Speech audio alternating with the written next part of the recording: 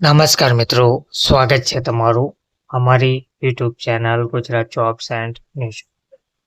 મિત્રો, પગાર વધારા તેમજ અન્ય ભથ્થામાં વધારાને લઈને મહત્વની અપડેટ આવી છે.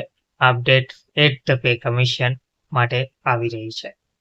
સરકારી કર્મચારીઓને હવે મજા પડે તેવા સમાચાર સામે આવ્યા છે. ફિટમેટ ડીએ નું નવું ગણિત જાહેર થયું છે. લેવલ 6 સુધી ચાંદી જોવા મળી રહી છે. વિગતવાર અપડેટ જોઈએ તો એકદમ પાક્કા પાયે તો નહીં, પરંતુ સૂત્રોના જણાવ્યા અનુસાર એક્સપર્ટનું માનવામાં આવે તો 8મો પગાર પંચ એટ ધ સીપીસી 1 જાન્યુઆરી 2026થી લાગુ થઈ શકે છે. સરકાર તેની ભલામણો પર 2025માં જ કામ કરવા જઈ રહી છે. પગારમાં 18થી 24% સુધીનો વધારો પાક્કો જોવા મળી રહ્યો છે.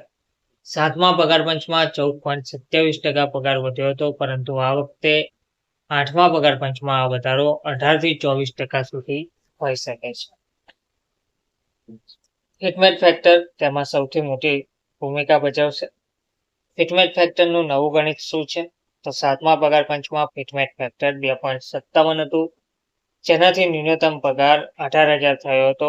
8મા પગાર પંચમાં તે 1.90, 2.08 કે 2.86 હોઈ શકે છે. જોકે સૌથી વધુ ચર્ચા 1.90 ફિટમેટ ફેક્ટરની જોવા મળી રહી છે. જો આમ થશે તો બેઝિક સેલરીમાં જબરજસ્ત વધારો થઈ શકે છે. મિનિમમ સેલરી 18,000થી સીધી 34,200 થઈ જશે. જો ફિટમેટ ફેક્ટર 1.90 નક્કી થશે તો સરકારી કર્મચારીઓનો લઘુત્તમ બેઝિક પગાર 18,000થી સીધો વધીને 34,200 થઈ શકે છે. તો પછી મનમાં એક વિચાર આવે કે બાકી લેવલ પર કેટલો ફરક પડશે, તેમજ ડીએ, એચઆરએ, ટીએ બધામાં વધારો જોવા મળશે. ફક્ત બેઝિક પગાર જ નહીં, પરંતુ મોંઘવારી ભથ્થું ડીએ, ટ્રાન્સપોર્ટ એલાઉન્સ ટીએ અને હાઉસ રેન્ટ એલાઉન્સ એચઆરએમાં તગડો ઉછાળો આવવાની આશા છે. ડીએ તો ફરીથી 0%થી શરૂ થશે અને દર 6 મહિને વધશે. હાલ ન્યૂનતમ પેન્શન 9,000 છે. 8મો પગાર પણ લાગુ થયા બાદ તે 15,000થી 20,000 સુધી પહોંચી શકે છે અને મહત્તમ પેન્શન 1.25 લાખથી પણ ઉપર જઈ શકે છે. મોંઘવારી સામે લડવા માટે બેઝિક પે વધશે, તમામ ભથ્થા વધશે, પેન્શનર્સને સારું રિવાઇઝ પેન્શન મળશે, રિટાયરમેન્ટ પર મળનારી ગ્રેચ્યુટી અને પીએફ કન્ટ્રીબ્યુશનમાં પણ સુધારો થશે. એટલે કે ચારે બાજુથી ફાયદો જોવા મળશે. તેમજ રાજ્ય સરકારના કેન્દ્ર અને રાજ્ય સરકારના કર્મચારીઓના પગારમાં કેટલું અંતર જોવા મળશે? તો કેન્દ્રીય કર્મચારીઓને પે મેટ્રિક્સ પ્રમાણે પગાર મળે છે, જ્યારે રાજ્ય સરકાર પોતાના કર્મચારીઓ માટે અલગ અલગ નિયમ બનાવી શકે છે, અથવા તો 8 સીપીસીને લાગુ કરવામાં થોડો સમય લાગી શકે છે. લેવલ 1થી 6 વાળાને ચાંદી જોવા મળશે. જે કર્મચારીઓ પે મેટ્રિક્સમાં લેવલ 1થી લેવલ 6 વચ્ચે આવે છે, તેમને સૌથી વધુ ફાયદો મેળવવાની આશા છે. ઊંચા લેવલના અધિકારીઓના પગારમાં પણ સારો એવો વધારો જોવા મળશે, પણ ફિટમેટ ફેક્ટર તેમના માટે અલગ હોઈ શકે છે. પ્રાઇવેટ સેક્ટરમાં પણ ધૂમ વધશે. જ્યારે સરકારી કર્મચારીઓના પગાર વધે ત્યારે પ્રાઇવેટ સેક્ટરમાં પણ પગાર વધારા માટે દબાણ બનતું હોય છે.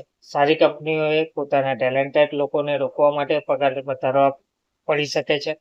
સરકારે 8મા પગાર પંચની રચનાને લીલી ઝંડી તો આપી દીધી છે. નવું પગાર પંચ મે મહિનાથી કામ શરૂ કરી શકે છે એવું માનવામાં આવી રહ્યું છે કે 2025ના અંત સુધીમાં ભલામણો આવી જશે અને 2026થી તેને લાગુ કરવાની તૈયારીઓ શરૂ થઈ જશે. ડીએનું મીટર ફરી શૂન્ય પર જશે. એવો નિયમ છે કે 8મો પગાર પંચ લાગુ થયા બાદ વર્તમાન તમામ ડીએ બેઝિક પગારમાં મર્જ થઈ જશે અને મોંઘવારી ભથ્થું ડીએ ફરીથી શૂન્યથી શરૂ થશે. ત્યારબાદ દર 6 મહિનામાં તેને વધારવામાં આવશે. કર્મચારીઓને રિટાયરમેન્ટ પર મળનારી ગ્રેચ્યુટી અને તેમના ઈપીએફ યોગદાનમાં પણ વધારો થશે. તેનાથી તેમની ફાઇનાન્શિયલ સિક્યુરિટી મજબૂત થશે. વધેલો પગાર, સારા ભથ્થા અને મજબૂત રિટાયરમેન્ટ પેન્શનના પગલે સરકારી નોકરી વધુ આકર્ષક અને ફાયદાકારક થશે. જો તમે તૈયારી કરી રહ્યા હો તો વધુ જોર તમારે કરવાની જરૂર છે. અર્થવ્યવસ્થા ઉપર પણ તેની પોઝિટિવ અસર જોવા મળશે, કારણ કે લોકોના હાથમાં પૈસા આવશે તો ડિમાન્ડ પણ વધશે. તે સ્વાભાવિક છે. ધન્યવાદ.